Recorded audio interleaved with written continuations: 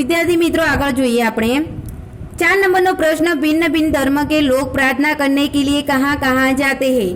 तो भिन्न भिन्न धर्म के लोग प्रार्थना करने के लिए अलग अलग धर्म स्थान पर जाते हैं। हिंदू लोग होते हैं वो अपने मंदिर में भगवान की पूजा करते हैं। मुस्लिम मस्जिद में जाते हैं ईश्वर को प्रार्थना करने के लिए। वैसे ही ईसाई चर्च में जाते हैं। पारसी अग्यारी में जाकर प्रार्थना करते हैं और सिख गुरुद्वारे में जाते हैं और जैन देरासर मंदिर में जाते हैं। ख्याल आई गयो दरेक ने। तो विविध धर्मना लोको विविध स्थळे जईने प्रार्थना करे छे। आगळना जे प्रश्नो छे व्याकरण विभागना આપણે આગળના વિડિયોમાં જોઈશું।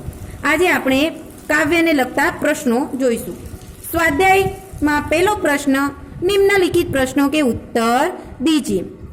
पहलो छे कवि ईश्वर से क्या चाहते हैं। काव्य में आपणे जोयुं ने कवि ईश्वर ने प्रार्थना करे छे तो कवि ईश्वर ने प्रार्थना करीने शुं इच्छे छे। तो कवि ईश्वर से दया चाहते हैं। क्या चाहते हैं? कवि ईश्वर से उसकी दया चाहते हैं। बीजा नंबर नो प्रश्न है तू अपनी नजर हम पर रखना ऐसा कवि क्यों कहते हैं।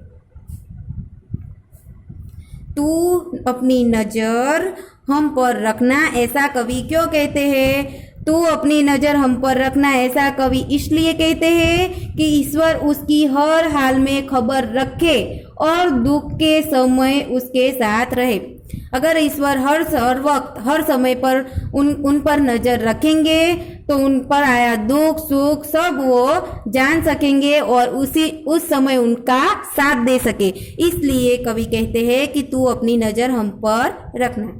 अगला प्रश्न है कवि किसे सबसे ताकत वाला मानते हैं क्यों। तो कवि ईश्वर को सबसे ताकत वाला मानता है क्योंकि वही हमारे ऊपर आई आफत को टाल सकता है। कवि ईश्वर को सबसे ज्यादा ताकत वाला क्यों मानता है? क्योंकि वही हर आफत को टाल सकता है। चौथा नंबर नो प्रश्न है कवि खुद से क्या कहना चाहते हैं। कवि खुद से क्या कहना चाहते हैं। तो विद्यार्थी मित्रों ध्यान थी सांभळजो। कवि खुद से कहते हैं कि ईश्वर सबसे बड़ी ताकत वाला है। वो चाहे तो हमें दुनिया में रख सकता है या मार सकता है। हम सब इसलिए उसके सामने सिर झुकाते हैं। वही हमारी सारी मुसीबत दूर कर सकता है।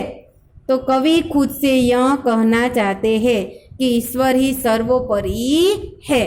ख्याल आई गयो दरेक विद्यार्थी मित्रों ने। आशा राखुं छुं दरेक विद्यार्थीओने प्रश्नोना जवाबमां ख्याल आई गयो हशे।